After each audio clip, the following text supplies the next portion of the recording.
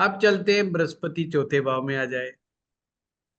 लाल किताब के अनुसार चौथे भाव का बृहस्पति उच्च का हो जाता है और बहुत गजब का माना गया है।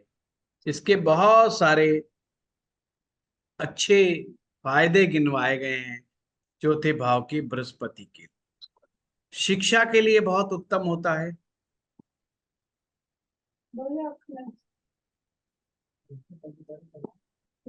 म्यूट पे ही रहें सभी लोग, अनम्यूट ना करें अपने आप। शिक्षा में बड़ा लाभ देता है। जमीन जायदाद के मामले में, एसेट्स के मामले में बहुत उत्तम है। लाल किताब में लिखा है, अगर चौथे भाव में बैठा हुआ बृहस्पति अच्छा बैठ जाए मतलब अच्छा रिजल्ट देने वाला हो, यानी कि बृहस्पति किसी भी प्रकार से मंदा ना हो, तो लक्ष्मी पांव पकड़ती है। इस सूत्र को याद रखना, लक्ष्मी पांव पकड़ती है। इसका मतलब ये होता है कि व्यक्ति इतना धनवान होता है, जहां जहां वो चलता है प्रकार लक्ष्मी उसके पीछे पीछे चलती है। जहां पर हाथ डालता है वहीं पर पैसा बनता है। तो शिक्षा, एसेट्स, प्रॉपर्टीज, अच्छा घर, लग्जरियस घर, इस मामले में बहुत उत्तम माना गया है। और चौथे भाव में बैठा बृहस्पति तो 100% दृष्टि कहां देगा? दसम भाव। और बृहस्पति की दृष्टि में अमृत बरसता है। ये हमेशा ध्यान रखिएगा कि बृहस्पति जिस स्थान को भी देखता है उस स्थान को शुभ बना देता है। यानी उस स्थान पे कितनी भी अशुभता हो, कितनी भी इम्प्योरिटीज हो, उन इम्प्योरिटीज में काफी हद तक कमियां आ जाती हैं। और उसका क्या काम है? गुरु का विस्तार करना। गुरु की दृष्टि जहां पर जाती है, क्योंकि गुरु की दृष्टि बहुत ज्यादा विस्तारवादी होती है, तो कहां पर विस्तार कर रहे गुरुदेव? दसम भाव का विस्तार कर रहे। दसम भाव क्या है? आपका कर्म, आपका कर्म स्थान, आपकी एनर्जी, आपका एक्शन, आपका कर्मा, आपका रोजगार का स्थान, आपकी सफलता का स्थान, नेम फेम का स्थान है। और गुरु वहां पर देख रहे हैं। अब यहां पर प्रश्न उठता है कि गुरुजी चौथे भाव का बृहस्पति उच्च का तो है, जो कि लाल किताब कहती है, पर क्या ये उच्च का परिणाम हर हमेशा देगा ही देगा? क्या हम ऐसा मान लें कि जिन लोगों की कुंडली में भी चौथे भाव का बृहस्पति है वो फायदा देगा ही देगा? तो ऐसा बिल्कुल भी नहीं। बृहस्पति के सही रहने के या प्योर होने के जो नियम आपको बताए सारे लगा दो। मंगल बद नहीं होना चाहिए, ना सूर्य ग्रहण होना चाहिए, ना चंद्र ग्रहण होना चाहिए कुंडली में, और ना ही कुंडली के 2, 5, 9, 12 भाव में राहु बुध शुक्र इनमें से कोई भी नहीं बैठना चाहिए। ना स्वयं गुरु के साथ, यानी चौथे भाव में गुरु हो उसके साथ कोई उसका शुद्ध दुश्मन ग्रह भी नहीं बैठना चाहिए। जैसे राहु के साथ ना बैठे, बुध ना बैठे, शुक्र ना बैठे, ये सब नहीं बैठे होने चाहिए। अकेला बैठा हो बृहस्पति, बाकी स्थिति इनसे पार हो, तो उच्च के समान गुरु फल देता है। और गुरु जब उच्च का होता है, ये इंसान को अपने जीवन में ऑर्गेनाइजेशन का हेड जरूर बनाता है। यदि व्यक्ति स्पिरिचुअल मार्ग पर होता है तो स्पिरिचुअलिटी के अंदर किसी ऑर्गेनाइजेशन का हेड बना देता है। यदि व्यक्ति नौकरी में होता है तो नौकरी के जिस क्षेत्र में भी होगा उसका टॉप में पोजीशन वो गेन करेगा ही करेगा अपनी लाइफ। एजुकेशन डिपार्टमेंट में होगा तो एजुकेशन में टॉप लेवल गेन करेगा। जिस भी क्षेत्र में वो कदम रख दे, उसके लिए शिक्षा प्राप्त करना बिल्कुल भी कठिन नहीं होगा, जिस भी क्षेत्र में। यानी कि यहां तक कहा गया है, अगर उच्च का बृहस्पति चौथे में सही सलामत है, मतलब मंदा नहीं है, तो उस बच्चे के आपको कुंडली दिखा करके किसी ज्योतिषी से ये पूछने की जरूरत नहीं कि आचार्य जी साइंस दिलाएं या कॉमर्स दिलाएं या आर्ट साइड दिलाएं, डॉक्टर बनाएं कि इंजीनियर बनाएं।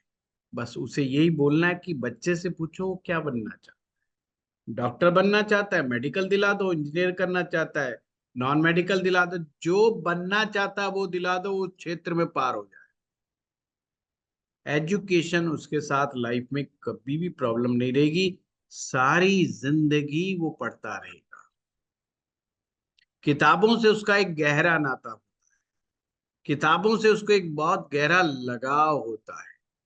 विद्या के क्षेत्र में वो मास्टर बनता है और बड़ा नेम फेम भी अचीव करता है। ये याद रखना। तो समझ गए चौथे भाव का किसी का है फोर्थ हाउस का गुरु? आपका पहले तीसरे में भी था, अब चौथे में भी है। नाम क्या है? सर ये पता नहीं कैसे गड़बड़ हो गया, मेरा नाम सुनीता वर्मा है सर। अच्छा। थर्ड हाउस में मेरा है गुरु, और फोर्थ हाउस में मेरे बेटे का है। हाँ, तो आप वो सारे रूल लगाइएगा जो मैंने बताए। हाँ, तो सर उस रूल लगाने से ये पता लग रहा है, क्योंकि जुपिटर से सेकंड हाउस मेरा केतु है, यानी कि फोर्थ हाउस में मेरा केतु है। खिचड़ी मत करो सुनीता जी, अच्छा खिचड़ी मत। ठीक है, ठीक है। एक केस वन टाइम में ओके। कि कहना क्या चाहते हो वो जी, चीज मुझे बताओ। फोर्थ हाउस में जुपिटर है और फिफ्थ हाउस में राहु है। तो इसका मतलब जुपिटर का जो स्ट्रेंथ था वो हमारा कम हो वीक गया, वीक हो। है ना? तो मतलब उतना नहीं है जितना मैंने बोल दिया है, मतलब जी जी, जितना मैंने तारीफ कर दी है, ये उस लेवल पे नहीं अचीव हुआ नहीं है, नहीं, है राइट ना। सर, ये जैसे कहते हैं कि चौथे भाव का बृहस्पति दर्शन दुर्लभ, कि जिन्हें लोग दर्शन प्राप्त करके अहो भाग्य समझे कि इनके तो दर्शन हो गए, बड़ा जी सौभाग्यशाली दिन है। तो जी ये उचे जब वो मुंह से बोलने लगे तो एक एक शब्द ज्ञान में ऐसा लिपटा हुआ आता है कि लोगों को लगे कि अरे अरे अरे साक्षात्कार भगवान जैसे ज्ञान दे रहे हो, ऐसा। तो इतनी बड़ी तारीफ की गई है उच्च के गुरु की, तो वो तो सर लेवल उसको थोड़ा यहाँ पे, नीचे आ जाता जी, तो सर उसकी ये प्रॉब्लम मेरे को दिखती है कि उसका एजुकेशन में ब्रेक हुआ है। है जी। तो ये कारण यही समझ में आया कि जुपिटर से सेकंड राहु की वजह से उसका एजुकेशन में ब्रेक हुआ। अभी क्या सूत्र बताता, दूसरे नंबर पे, पांचवें में, नौवें में, 12वें में राहु जी, ग्रह, बुध ग्रह या शुक्र ग्रह, तीनों में से कोई बैठेगा तो गुरु को डेंट लगेगा। तो डेंट लग गया ना सर?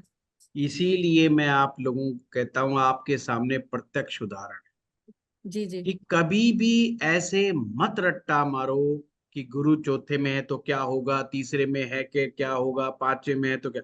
वो भाई ऐसे कभी जिंदगी में आपको ज्योतिष नहीं आएगा। मैं इसको बड़ा कटाक्ष करता हूँ। कुछ स्टूडेंट को बुरा लगता है क्योंकि हर जगह ऐसे ही समझाया जा रहा है कि ये ग्रह यहाँ बैठा है तो ये लो और 4 रेमेडी ले लो, 3 ये ले लो। वो रेवड़ियों की तरह बांट रहे हैं। कभी कभी क्लाइंट मुझसे भी नाराज हो जाते हैं रेमेडीज के मामले में। तो अरे भाई, हमें क्या फर्क पड़ गया। मैं तो सारे इतने साल हो गए रेमेडीज को ही लेकर के, इतने पता नहीं कितनी रिसर्च कर ली है। 50 रेमेडीज मेरे पास दिमाग में रहती है, पर फायदा क्या होगा उसका? कोई लाभ नहीं होगा। लॉजिक को समझो, गुरुजी। चीज को जानो, फार्मूले को समझो। फार्मूले को जब समझ जाओगे, हो सके आपके परेशानी दिमाग से जो पहले से उठ रहे थे उठ शांत हो जाए। आप जब लाल किताब में पढ़ेंगे चौथे बृहस्पति को, आप कहेंगे अरे बड़ा अच्छा अच्छा लिखा है ये तो, फिर मेरे साथ तो ऐसा गड़बड़ क्यों है, मेरे तो ऐसे। और गुरुजी की क्लास ली, गुरुजी भी कह रहे बहुत अच्छा होता है, तो फिर गड़बड़ कहाँ है? भाई गड़बड़ फार्मूले में है। फार्मूला आपने सही तरीके से इंप्लीमेंट नहीं करा, इसलिए आपको डाउट क्रिएट हो गया। अगर इंप्लीमेंट कर दोगे, डाउट का प्रश्न ही नहीं उठता, आपको तुरंत समझ में आ जाएगा। जितनी गहराई में, जितनी सटीकता में, और जब आप रिसर्च करोगे तो आपको पता चलेगा। जैसे जैसे एक एक स्टेप में इंप्योरिटीज आती जाएगी, जैसे राहु बैठ गया पांचवें में, और मान लो ग्रहण भी लग गया, मान लो मतलब मंगल बद भी हो गया, उसी कैटेगरी उसी लेवल पे वो डाउन चलता जाएगा। यानी जुपिटर की लेवल उतना ही डाउन चलता चला नीचे आता जाएगा। जा रहा है। Right sir, right sir. Point समझे? फिर उसका लेवल क्या आएगा? जहां हम कह रहे हैं कि लक्ष्मी पैर दबाती होगी, बड़ा घर होगा, जमीन जायदाद एसेट्स होगी, फिर उसको केवल अपने माँ बाप के दिए हुए घर पे गुजारा करना पड़ता है, और उसको खुद से खड़ा करने के लिए बड़ी कठिनाइयों का सामना करना। Yes sir. That's- ये है लाल किताब की ब्यूटी। परंतु लाल किताब को अक्सर बाजार में, मार्केट में ऐसे नहीं बताया जाता। इस बात का मुझे दुख है। पहले मैं इस बात को बड़ा समझता था, मुझे लगता था सभी लोग मुझसे बहुत अच्छा पढ़ाते होंगे, क्योंकि मैं अपने आप को एक वैदिक का टीचर मानता था और बहुत ज्यादा मैं उसको प्रमोट करता भी नहीं था। परंतु जब हमने लाल किताब के कुछ वीडियो डालने शुरू करे तो जो रेस्पॉन्स मिला ना, मैं उसको हैरान हो गया। फिर स्टूडेंट से बात करने पर पता चला, उन्होंने अपने अपने जहां जहां पढ़ते थे उनके वो वीडियोस भेजते, वो वही पैटर्न जिसका मैं आज से नहीं, पिछले 15 सालों से मैं विरोध करता आया हूं, इस पैटर्न का। जो लोगों ने मेरे गुड़गांव में आके मेरे यहाँ लाइव क्लासेस ली हैं, इस क्लास में तो शायद नहीं है मेरे कोई स्टूडेंट, ऐसा नहीं, मेरे यहाँ पर हर क्लास में कोई ना कोई मिलता है जो गुड़गांव में, जिन्होंने नहीं सर, लाइव लिया, स्पष्टीकरण तो बहुत मिलता है आपकी क्लास लाइव मेरे लाइव लिया होता है ना। में, जिस स्पष्टीकरण बिल्कुल क्लियर है। जो सूत्र 15 साल पहले मैं लेके चलता था, वो भी वही सूत्र मैं आज आपको दे रहा हूँ, नए नहीं बनाए कोई, ऐसा नहीं, क्लियर नहीं है ना। तो डाउट कोई नहीं है सर, आपकी क्लास के अंदर कोई ऐसा डाउट नहीं नहीं रहता है। नहीं, मैं तो आप लोगों रिवीजन को करते ये हैं तो वो डाउट बातें क्लियर हो जाता इसीलिए बताई है कि जो लोग अक्सर कहते, आप हमें बताइए जी मेरा क्या ग्रह फल होगा, मेरा ग्रह फलाने भाव में बैठा हुआ है, जब मैं उसको है। नहीं सर, इग्नोर अभी फोर्थ करता का हूं ये तो वाला। उनको उनको लगता है कि गुरुजी मेरी बात को, मेरे प्रश्न का जवाब नहीं देना चाहते, और मुझे लगता है कि ये तरीका ही गलत है। मैं इनको इग्नोर करके ये संदेश दे दूं कि भाई आप गलत तरीके से अप्रोच कर रहे हो, ये राइट वे नहीं है, इस तरीके से कभी नहीं सीख पाओ। मैं दो बात बोल भी दूंगा और वो सटीक भी हो जाएंगे आपके केस में, बट उससे आपको कोई लाभ नहीं होने वाला। That's only. हाँ रजनी जी कुछ कह रहे हैं? जी sir, thank you sir, thank you very much. जी प्रणाम। बस प्रणाम। बोलना तो चौथे, मेरा मेरा है बृहस्पति फोर्थ हाउस में। जी हाँ जी, तो आपने तो सारा ही बता दिया, बस अब मैं तो बताया ये सिर्फ कि मेरा भी है। नहीं, बहुत बढ़िया, अच्छी बात है। चलो अब आगे बढ़ेंगे हम।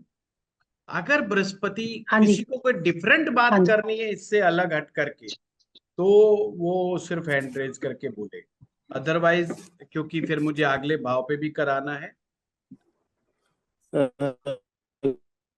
गुरु जी, हाँ बताइए। गुरु जी, जैसे आपने कहा था कि चौथे बृहस्पति अकेला हो तो अच्छा होता है, तो चौथे घर में बृहस्पति है, पर अभी जैसे आपने दृष्टियां बताई तो 10वें घर के अंदर बुध बैठा हुआ है, क्या ये यहाँ बृहस्पति डेंटेड हो गया? नहीं नहीं, 10वें में बुध बैठा है तो कोई दिक्कत नहीं। बुध ऐसे, बृहस्पति नहीं, ऐसे हंड्रेड डेंटेड नहीं परसेंट होगा आपने ना, ऐसा नहीं, बृहस्पति पर जो ऐसे हंड्रेड डेंटेड नहीं परसेंट होगा। दृष्टि आपने बताई। हाँ हाँ, बोलिए, पहले आप बोलिए। नहीं, मेरा ये निवेदन था सर कि जैसे आपने अभी दृष्टियां बताई कि चौथे घर की दृष्टि 10वें घर में 100% की पड़ती है, तो अपना पूरा पावर वो 10th हाउस में देता है।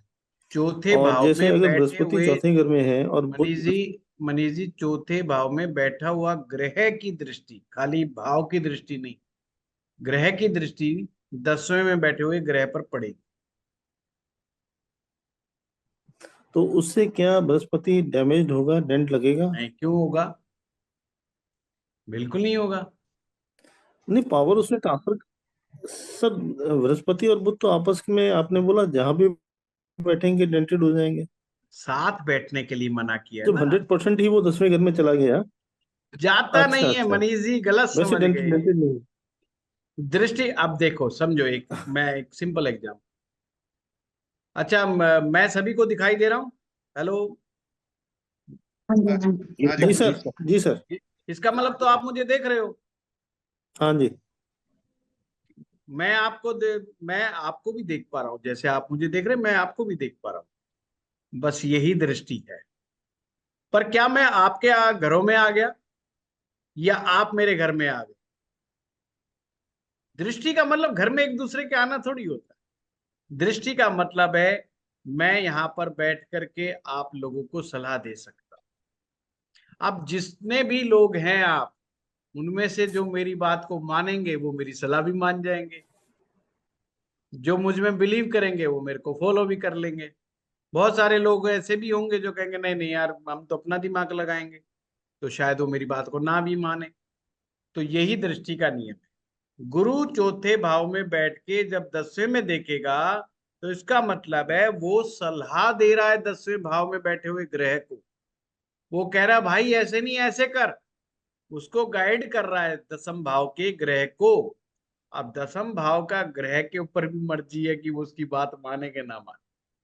शत्रु का मतलब ये हो जाता है कि पूरी बात मानेगा, पक्की गारंटी नहीं।